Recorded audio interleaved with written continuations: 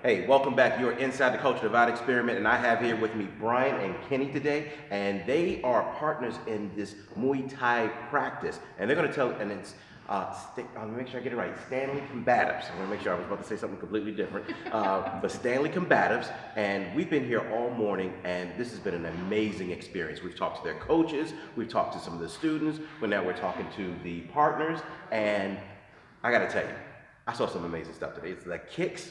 And I got to tell you, the thing with the when you guys slap the gloves and the big boom, create the energy. I was ready to jump in right there. I didn't know what I was doing, but I was ready to jump in. So guys, tell me where this came from. I mean, so you were someplace else before. Now you've moved into your own space. So tell us about that. I've been in the area close to 6 years, and Kenny and I met previously through a mutual friend. We started training together. We became good friends, very close friends now, partners in all of this. And over the years as we were training, he saw sometimes my train of thought and my energy level not what I would like it to be. I think... So as a friend, he called you out? Yeah, he was in a helpful way. Right. But, you know, as we started to move towards things, Justin, Dia, Deanna, Jake, all my students have been with me at least between 3 to almost 6 years, most of them. So we've been in the Reisterstown, Owings Mills area at one facility. And then Kenny called me on a flight. I was ready to go to California to train, and we talked, and the rest is history. So we started to work and coordinate things together to see how we could go about getting our own home. We were in another location, and we were renting space essentially, and we trained there for a little while. But again, it wasn't conducive to what we needed as a team. I don't have students. I have a team, and I have a family. So I rely on all of them to work with each other, to respect one another, to keep doing things in an environment that's positive for each individual, because we don't train with egos. We don't train with a certain mentality that, you know, some other schools may or may not. Right. When they come here, I need them to focus, train hard. How you train is how you will fight. But we don't train with egos, and we don't train with people who are disrespectful. Wow. As you saw, I didn't change anything from a normal lesson plan as we do on Saturday. I may be very energetic, but in a positive way, because I want them to stay engaged, involved, right, and getting things in repetition and muscle memory that will help them. The idea behind what we're trying to do is create an environment for any person from any walk of life come in, because it's very nerve-wracking for any individual to go to a new gym, a new type of workout routine. It's nerve-wracking, you know, young or old. So when they come here, when we open up the public, I want people to understand, we stick to our wheelhouse. I train them able to share certain things. I'm not a master, I'm not some super instructor. I just love what I do, and I'm very passionate about what I want to do. He is good. Just don't let him. He's being humble. Yes, very. I'm okay. I'm all right. But loving what I do, and I try to seek out certain instructors from a strong lineage and an older history of a lineage. So I will travel to train with these instructors to learn as a student. You're always a student first, and then share and pass on to my students so we can all become better. But the mindset is that if we have any student comes through our door, is we need to make them feel comfortable.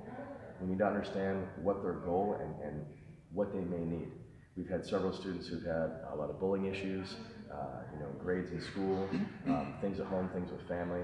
This is life, right? We need to understand that. Again, set aside your ego and look at the individual and try to see how you can help them. Without that, then we're not doing anything other than just getting on a mat and training certain things. What we're trying to build is a foundation of a team, a family, and then let it grow. Because just like a ripple in a pond, if I make a positive effect on her, and she does to another person, then maybe it goes to 3 or 4 more. The ripple effect. Yeah, but we have to do that. So when they come here, I want them to have, and I'm very thankful to him for what he's been able to help me with as my friend, is now we have a home.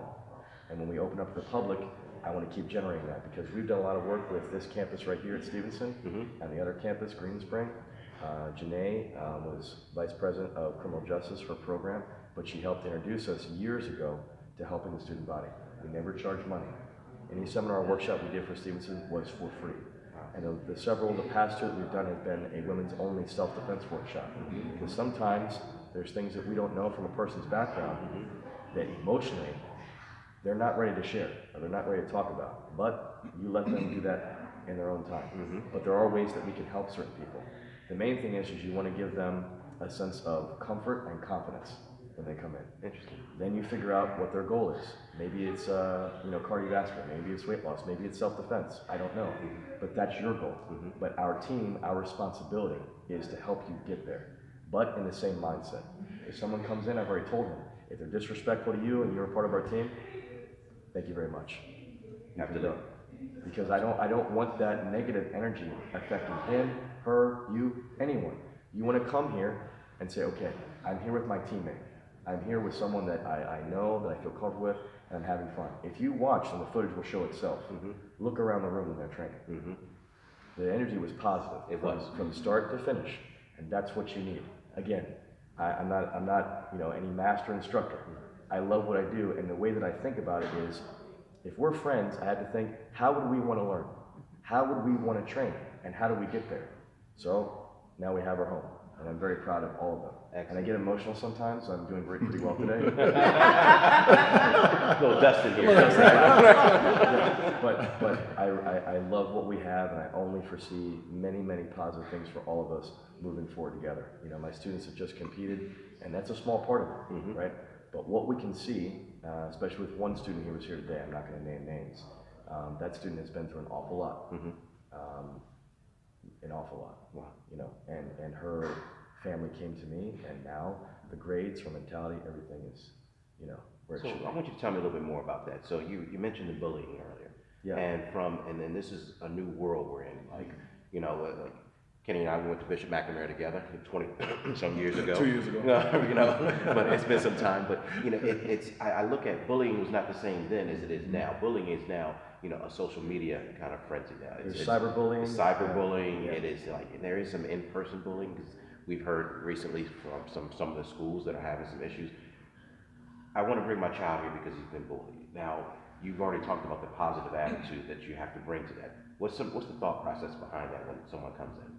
For me, how I started is I was bullied as a kid. And, my mom and dad, I grew up in a blue-collar family. My father was in the military. We moved a little bit, but me being a smaller individual, I got bullied.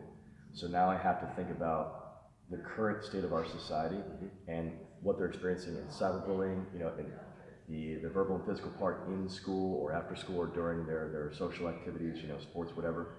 You have to think about now, how do I make this individual, this specific person, male or female, of that age that they're at, let them know that they have an outlet. Let them know that they have someone they can actually talk to that will listen, that cares. That's the biggest difference. A lot of things that we see today in martial arts or schools or dojos traditionally is a lot of MMA, mixed martial arts. Hence the last part, martial arts. We wouldn't be doing what we're doing if we don't look back to how it started. So if you remember, it could be a field, a backyard, a garage. When you came to where you were, it was always respect, right? To not only student to instructor, but student to student. I try to, as we traditionally, while we bow in, as I try to instill in the individual to give them a sense of comfort first. The second thing is let them, after that comfort sets in, let them see and understand that you have other people that are here, right, that care about you. So I never want to force upon another person to make them talk to me, as I want them to feel comfortable enough to say, hey, can I talk about something or whatever else, right? Or I leave an open-ended question for them to start to feel that they can talk to me or any of our students or coaches. That's the biggest difference. And then we need to instill in them a self-confidence, right? An inner self-esteem. Because a lot of people, even as adults, we see certain people who are just negative. Indeed. Okay? And I don't understand, where this person's coming from, but any negative energy, we have a choice, right? I hear it, but I don't have to pay attention to it. Sure. Right? A younger student who was here, he had an altercation in school, and I said, I'm very proud of you. He walked away from the situation. If you can walk away, you walk away. And he's trained. He's trained for a long time. That's the best part about it. A lot of people think if you know martial arts or Muay Thai, whatever, you're ready to fight, it actually calms you because you know in your mind, like, this situation I get myself out of. But if it gets escalated, I know how to defend myself. But that's the best part is he instills that mind state in them where I can walk away. Like, sometimes you may be thinking something else, but like, look, better not push me anymore. But it calms you, right? I can walk away and diffuse the situation. It's that balance in that center that you instill. Exactly. So what do I do in the case of bullying is I want to first understand from the parent, the guardian, whatever, you know, give me an idea of what's going on. So I know myself. Not that I'm going to communicate this with anyone else, but I need to know now. So I can do little things, right, slowly, to build up their confidence and to let them understand, okay, now I see this individual having fun.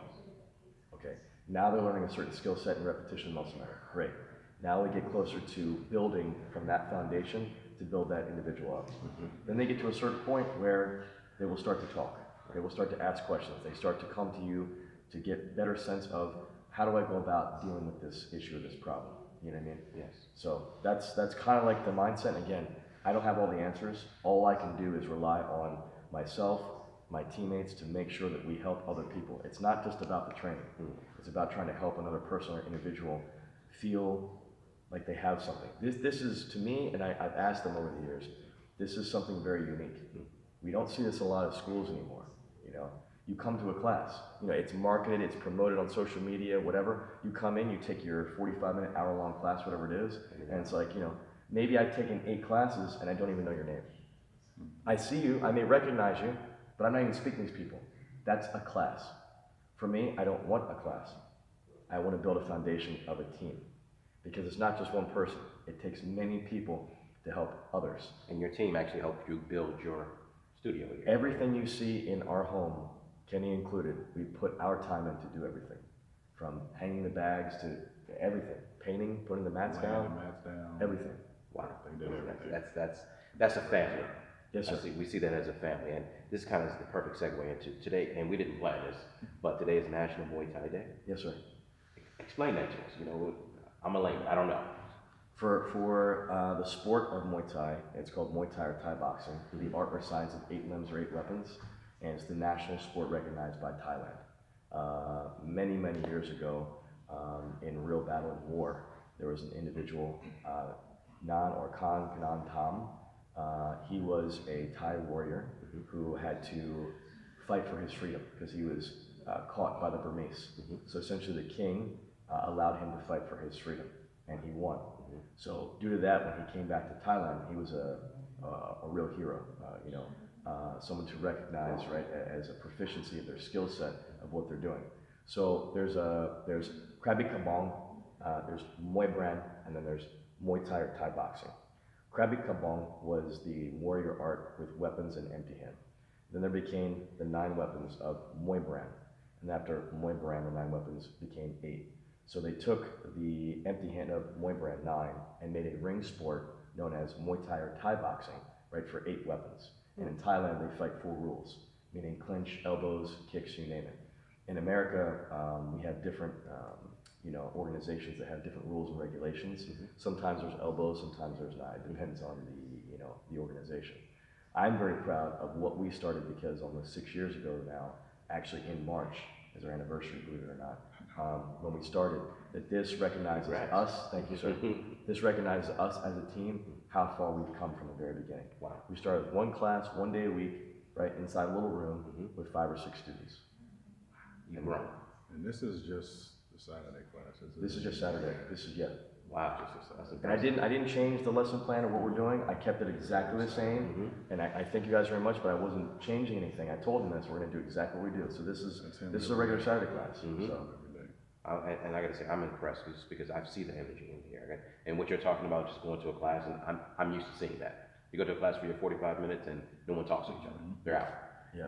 Your folks hung around, chit-chatting.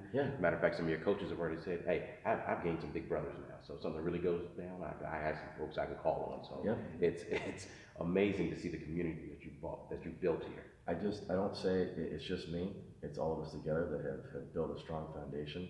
But I'm very happy and I'm very proud of where we've come from. Excellent. And I got another question for you. The bands around their arms. So they have these recognized. They're not supposed to touch the ground or anything. This is just a sport one that we have. But the traditional ones were more of a hemp rope. And inside, if you were going into battle or you're going into battle, the family would make a little tiny scroll. Okay? Sometimes I believe on rice paper, don't quote me on that, but a little tiny scroll. And what they would do is they would put it in here and tie it in. And then once these are on, you were blessed before you went into battle. So your limbs were protected in battle. Wow. And they also have what's called a mongol, which is a headpiece. And if that was worn and they pulled it around the full neck and it hung down, I was not to chop your head off in battle because your spirit would haunt me. So there's a lot of old different traditions and certain things. So these are more traditional. Some schools, don't wear these, some do. It's just a choice. It's a choice. But the armband, the parajat, is meant for us as also signifying a rank, a progression, level of progression, but also to respect and understand history and lineage of what we train in, where we come from with that. And talk about him, he just came from Thailand. Just left in Thailand. It was a couple months ago. Yeah, I spent 2 weeks in Thailand training, and I'm actually going to go back again this year. Wow. So you're bringing your students back something very authentic. My students this time are coming with me. Oh, really? That's pretty good. Trip to Thailand? Okay. Team trip. That's gonna be really good. It's not just about the training, it's the cultural experience. Because they're primarily Buddhist. The culture there, everything is amazing. I'm not just saying that. The temples, just what you see, what you experience there. I brought some of that back and I miss it. So now I was like, well, selfish reasons, I want to go. I want everybody to go and have their own experience with me. So just like I did when I went, we'll train every morning, for 2-3 hours, whatever, and then we'll take a quick break, and then we'll enjoy the rest of the day and the evening for sightseeing and everything else. So to speak to me a little bit more about the culture. You said most of the folks there are primarily Buddhist. Yes, sir. How does that affect you, or how are they looking at Americans when we go there? So tourism is a big part in Thailand. There's a lot of different Asian cultures and countries that will go, and there are some Americans there, and we know a certain level of respect. You've seen us all. So when I'm there, I speak just very little Thai, but my wife and I, when we were there, we would do that. And it got to the point where some of the management staff at the hotel recognized that and came up and thanked us for doing that, because some cultures, it's like me going to shake your hand and you don't put your hand out. Right. I mean, that to us would be like, okay, it's a little disrespectful, you know what I mean? Even if I don't understand it, I'd be like, oh, okay, what do we, right? At least you're trying. What are we doing here, right? But the cultural experience with them, primarily being a Buddhist culture, is where we were, and much throughout, Thailand. Bangkok is like the major city hub, right? But even there, but it's very relaxing. I can't quite put it into words, but it is a very spiritual experience to be in the culture there. Especially when you start to go to different temples and see certain things. They are a very humble, respectful, but very, very sharp and intuitive situational awareness culture. Interesting. Everything that we did, they saw, which was amazing to me. But they were very respectful. My instructor there, I still message him, I keep in touch with him, he's excited I'm coming back, that we're coming. Excellent. We're gonna go see, the professional fights, we're gonna go to at least 4 different temples, but to answer your question, it's difficult for me to put into words, but the experience I had from me being outside of the US was very calming. There wasn't a lot of crime. The crime was pickpocket and theft for food. Interesting. I didn't feel the anxiety sometimes of going out. It's like we're trying to go out to have like a nice dinner together. No, I'm just saying there could be traffic. The restaurant could be really loud. I'm trying to have a conversation with you. It's just, it's not that way. Everything is calm. Yeah, when I came back, I mean, I'm Irish and Scottish, if you couldn't tell. Short, balding. No. Get out. When I came back, I know I talked to you. My personality, I just was much calmer, and I missed it right away in the first couple of days. Not just the weather, but the culture. Because these men and women who train there, in my mind, they're real warriors. But they don't need to broadcast or have an ego about things. And when we saw to end this, when we saw the professional fights, it was my first time seeing professional fights there. At the end of the fight, not only did each fighter, but the instructors, the camp, they would walk over and show respect. In the last fight we saw, I have it on film, both camps walked out together. Wow. But it was a battle in the ring. Don't get it twisted. Don't real here. Don't mistake kindness for weakness. Yeah. Wow. So to me, that was a huge respectful thing to do. If I just went 3 5-minute rounds with you, and now she's my instructor and your instructor, and you walk up That is, No hard feelings, nothing, Nope. just everything was left it's on the about mat. the sport and the respect. But I love their culture, not that I don't love American culture, but I think there's things that we can always learn from other cultures Absolutely. to better ourselves, and then we need to kind of implement that into our own little circle of family and friends so we can kind of keep that mentality. Indeed. So that's the whole point of our show. It's a big world out there, and we're all trying to figure out how we fit in. This is a great place to show, and it shows how you actually fit in, and we're loving that about that. Okay, so, one of my last questions here I have to ask, and Kenny, you chime in here. Who do you want here? If you had to look out right now at anyone, who would you want to invite to your home? Everybody that wants to be involved in the family. Okay. I mean, just like he said it perfectly. You know, we don't want any egos. We don't want anybody to come here and think they're tough guys. We want people to come in and join the family. Period. You know, if I can invite you here and I can invite you at my home, my personal home, your family. So that's what we want here as family. Excellent. We could have ended on a better note. Thank you very much. Thank you again for tuning in to Culture Divide Experiment. We'll be back next week sometime, but we want to thank you very much. Thank you We'll get very you this much. right. Thank you. Thank you. We'll see you next time.